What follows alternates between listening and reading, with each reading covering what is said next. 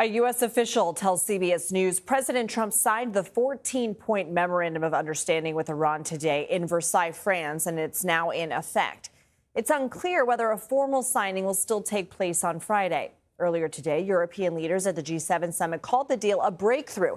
But there's still tension between President Trump and Israeli Prime Minister Benjamin Netanyahu over the fighting in Lebanon. CBS News senior foreign correspondent Imtiaz Tyab has more. His pretty lengthy remarks, and indeed in the question and afterwards. President Trump did mention Israel a few times, didn't speak about it at length, but what he did say was to reiterate some of the criticisms that he's been making of Israel in recent days, including his questioning of why Israel will, in his words, knock down buildings in Beirut over a drone from Hezbollah. Again, the president's words. Still, in saying that, he did say that he liked Israel as a partner and that this relationship with these two countries, of course, is incredibly rock solid. But again, questioned Israel's actions in southern Lebanon. And that's notable because from Iran's point of view, any deal with the U.S. would have to see the fighting in Lebanon end. Israel and Hezbollah, which is an Iranian proxy, have been engaged in pretty intense fighting, certainly in the last few months, and that is something that Iran wants to see an end to. Israel, of course, feeling very differently. Whatever the case, it has put the Israeli Prime Minister, Benjamin Netanyahu, in a very challenging position. Not only is he being criticized by his rivals, his allies have also been bitterly criticizing him, saying that none of his stated goals when this war was launched alongside the U.S. have been met, and that he needs to answer for that. Back to you. Imtiaz Tyab, thank you. Joining us now for more on the release of the Memorandum of Understanding is CBS News national security analyst Aaron MacLean. He's also host of the School of War podcast. So, Aaron, some critics say this MOU favors the Iranians. Given we know much more today than we did yesterday, what's your read on it?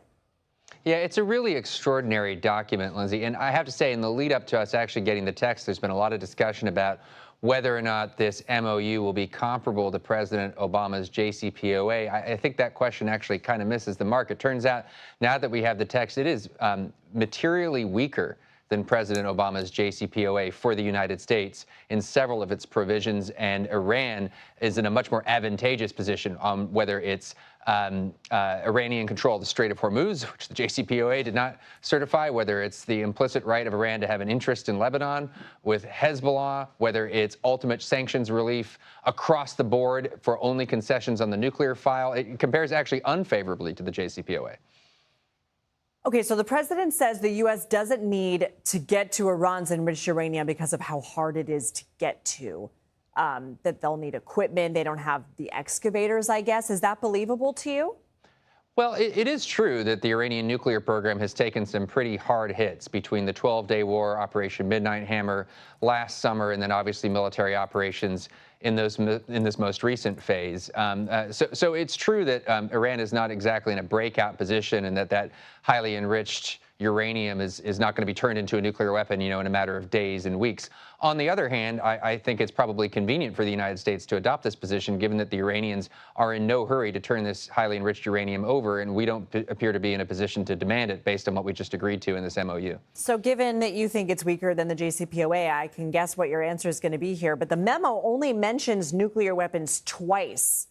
So can the president say that the U.S. achieved its primary goal with this? Not unless there's some secret arrangement separate to this MOU that we don't know about. In this MOU, Iran pledges that it will not pursue nuclear weapons. Well, it's always pledged that, so that's meaningless. It offers to downblend, potentially, doesn't commit to it, but it's willing to discuss downblending its highly enriched uranium on site in Iran.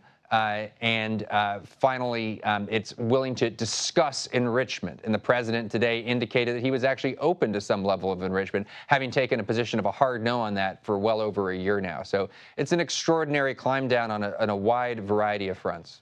So given that you think that this is weaker than the JCPOA, do you think that the U.S. should have continued with its bombing campaign or continued with the status quo in the U.S. naval blockade of the strait rather than sign this memo? Well, one of the core issues here is the structure of this MOU.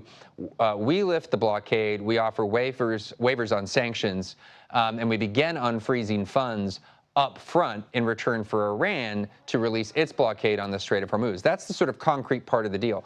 All the nuclear stuff is sort of for later. That's all to be discussed and negotiated later. But after we've released the leverage on all these upfront provisions. So it's a very weak negotiating position we put ourselves in. The alternative approach of potentially maintaining our blockade, ushering traffic through the strait, and sort of letting Iran stew, that was considered and rejected by this administration. Aaron MacLean, thank you.